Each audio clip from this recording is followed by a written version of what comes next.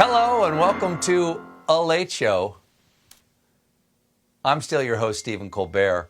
I hope, where are my glasses? They're on my head. That gives you some idea of what's going up in the old squirrel cage right now. I hope you're holding up in this crazy time. I feel pretty good. We hope to make you feel better with our show every night. Everybody here at the show is happy to be doing this for you right now, and we all know we're lucky to have jobs because in the last month alone, 22 million Americans have been laid off. And unfortunately, Donald Trump is not one of them. Yesterday, the president held another coronavirus blame and shout, and he shared some good news. The data suggests that nationwide we have passed the peak on new cases. Hopefully that will continue, and we will continue to make great progress. These encouraging developments have put us in a very strong position to finalize guidelines for states on reopening the country. Some of the states can actually open up before the deadline of May 1st. Wow, May 1st is 2 weeks away. It's going to take me that long to find my pants. There are some signs that this move might be a tad premature because all the experts agree there needs to be extensive coronavirus testing before people can return to work. And estimates of how many tests we'll need range from a low of 750,000 tests per week up to 22 million tests per day. That is a lot of swabbing. They're already working on the new bathroom signs. Employees must jam Q-tip. Now, that kind of widespread testing just isn't available yet. The total for the country since the epidemic started is only 3.1 million. To put that into perspective, in the first 10 days on Netflix, 34 million people watched Tiger King. So clearly, we have to turn testing over to Joe Exotic. So without the testing, Trump saying that he knows we passed the peak is a little premature. I mean, you don't hear a fire chief saying, look, I'm just eyeballing this one, but I don't see as many flames shooting out your window as before, so I'd say everybody back in the house. Come on, let's go. Sleep tight. But last week, Trump said he didn't think testing was necessary. You don't need testing there. You know, where you have a state with a small number of cases, some states with almost none. So when you have that, you don't need testing. You don't have to test every person in the state of Iowa, as an example. You don't have to test every single person to say, let's open up and let's get the tractors moving and let's get the corn and let's open up all of the different things they do in that great state. Clearly, Donald Trump has a deep knowledge of Iowa. All the different things they do, corn, tractor, pig. The pig says oink. I'm hearing that from a lot of pigs. I met a farmer down in Iowa named McDonald, old guy, you'd like him. He says we've done enough testing with the test here, a test there, here a test, there a test, everywhere a test.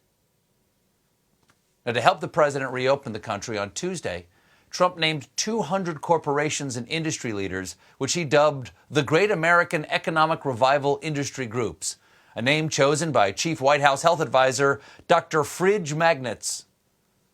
Now, creating a special counsel to get the economy going sounds good. There's only one problem. He did it without telling the members of the council that they were on it. Why start asking for consent now? In fact, many of the listed names and companies on the council did not learn of their new advisory roles until the president read their names on live TV. That's kind of like finding out you're engaged by getting a save the date card to your own wedding.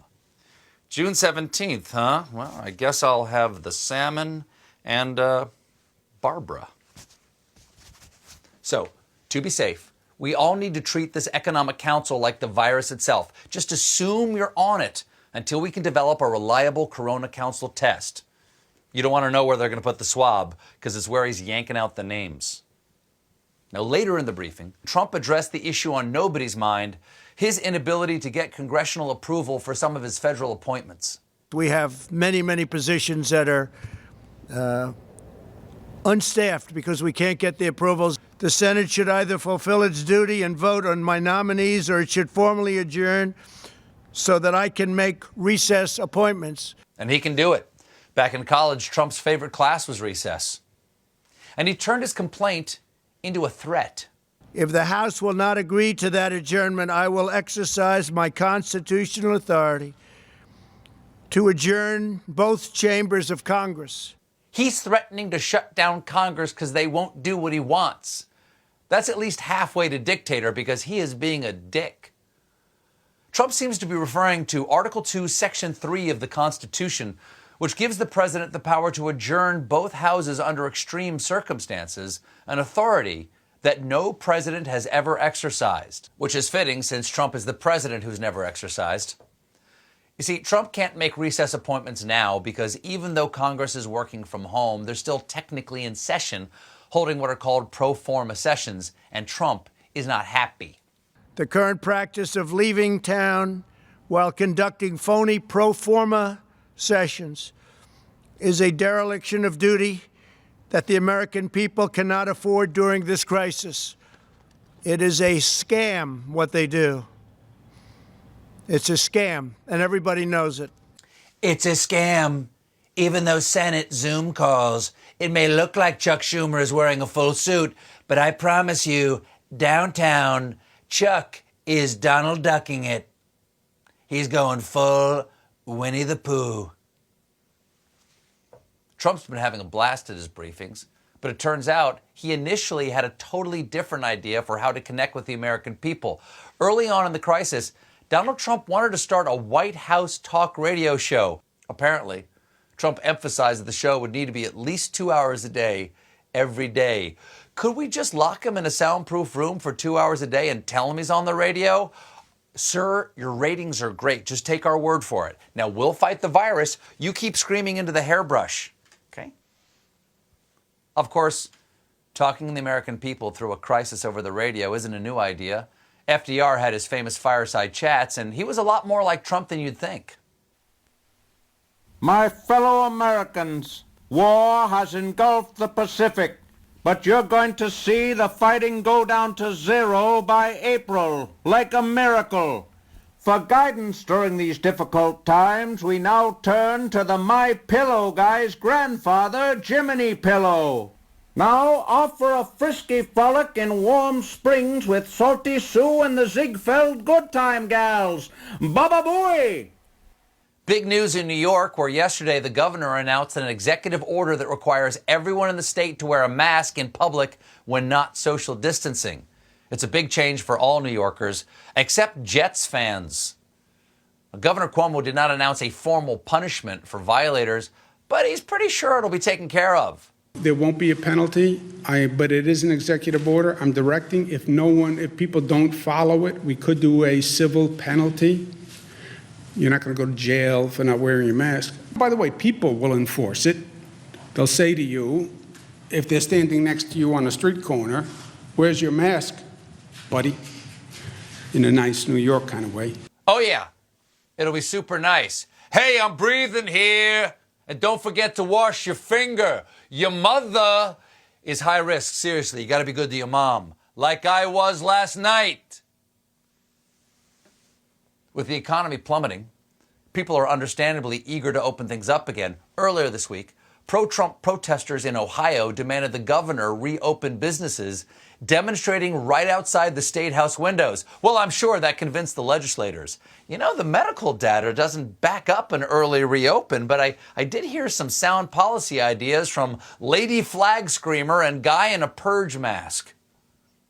Angry Trump supporters were also in Michigan's state capitol, where they blocked traffic and honked their horns in a protest called Operation Gridlock. Who are you gridlocking? There's nobody else out there. Blocking empty streets is like streaking in your shower. It doesn't count. The event had the feel of a free-floating Trump rally. Protesters carried Trump flags, MAGA signs, even Confederate flags, because nothing says never surrender like a Confederate flag. Protesters also attacked Governor Gretchen Whitmer by calling back a classic Trump chant. Lock her up! Lock her up! Lock her up! Lock her up! Lock her up! Wait, never mind. It's safer inside. Make her go out. Lock me up inside my house. But first I need some eggs. It's a long chant. The protesters were focused on protecting the things that are most precious: hair and lawns. We're tired of not being able to buy the things that we need, go to the hairdressers, get our hair done. You can't buy paint, you can't buy lawn fertilizer or grass seed or what. I mean, come on. Sir, you don't need to buy lawn fertilizer anymore. You can make that at home. There's a toilet paper shortage. Just put 2 and number 2 together. We've got a show for you tonight. I'd say a great show. I'll be Zooming with 2 of my favorite performers, the creator and star of Fleabag, Phoebe Waller-Bridge, and the great Steve Martin will attempt to sing a song, and I will attempt to stop him. But when we return, meanwhile, stick around.